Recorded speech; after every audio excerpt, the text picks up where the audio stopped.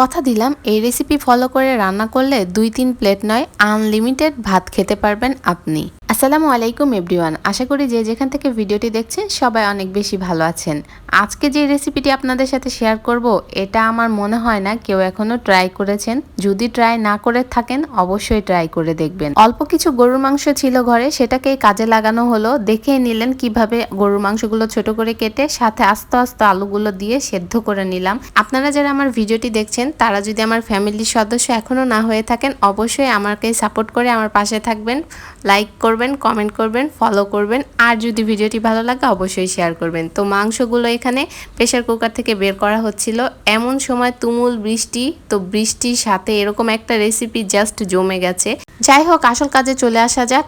যেহেতু অল্প মাংস দিয়ে কাজে লাগাবো তাই এই মাংসগুলোকে একদম থেতো করে নিচ্ছি। তো থেতো করা শেষ, আর এখানে রান্নাও বসিয়ে দেওয়া হলো। আলুগুলো একটু ভেঙে নেওয়া হলো। নর্মালি আমরা যে আলুর ঘন্ট বা আলুর ঘাটা এক এক অঞ্চলে এক এক নামে আমরা জানি সেটা বলি, কিন্তু সেখানে একটু ডিফারেন্ট স্টাইলে আমরা এই গরুর মাংসটাকে একটু ঝুরা মাংস করে রান্না করব। আর বাদাম আর কিশমিশটা স্কিপ করে বাকি যে মশলা ছিল সামান্য করে সব মশলা থেকে পেস্ট করে নিয়েছি, সেই পেস্ট দেয়া হলো। এছাড়া বাকি আমরা নর্মালি যেই মশলাগুলো রান্নাতে ইউজ করে থাকি সেটাই করা হয়েছে। আদা রসুনের পেস্ট, গুঁড়া মশলার মধ্যে আছে হলুদের গুঁড়ো, মরিচের গুঁড়ো, ধনিয়ার গুঁড়ো আর স্বাদ মতো লবণ। এখন এই থেতো করা মাংসগুলোকে হাত দিয়ে ছুটিয়ে নেওয়া হচ্ছে, না হলে সব জায়গা ছড়িয়ে ছিটিয়ে মাংসটা যাবে না, তাই হাত দিয়ে একটু ঝুরা ঝুরা করে নেওয়া হচ্ছে। এই রান্নাতে আপনার মাংসের পরিমাণ অতিরিক্ত কম হলেও খেতে কিন্তু বেশ দারুণ হয়। একবার ট্রাই করে দেখবেন, না হলে এর স্বাদ কখনোই বুঝতে পারবেন না। ভাগ্যের শাশুড়ি মা ছিল তাই বলে কত কত ধরনের স্পেশাল নতুন নতুন আইটেম টেস্ট করার সৌভাগ্য হয়েছে।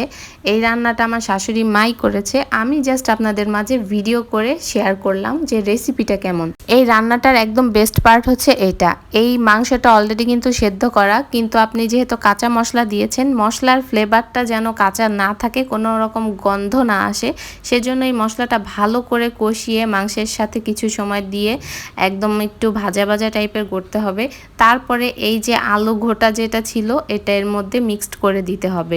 আলুটা দেওয়ার পরে একটু নাড়াচাড়া দিয়েই পরিমাণ মতো পানি দিয়ে দিতে হবে। এটাতে অতিরিক্ত পানিও রাখা যাবে না, যাতে একটু মাখা মাখা গায়ে লেগে থাকার মতো থাকে, তাহলে এটার খেতে টেস্ট দারুণ হবে। লাস্টের দিকে এসে একটু জিরা গুঁড়ো দিয়ে দিতে হবে, ব্যাস রান্না ডান।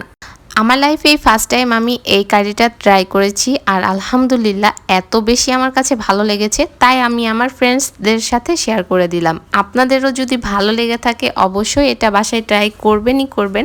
আর ভিডিওটা যদি ভালো লেগে থাকে লাইক করতে, কমেন্ট করতে একদম ভুলবেন না, আর শেয়ার করতে তো একদমই ভুলবেন না। তো আজকের মতো এখানে ভিডিওটি শেষ করছি। সবাই সুস্থ থাকবেন, ভালো থাকবেন, আল্লাহ হাফেজ।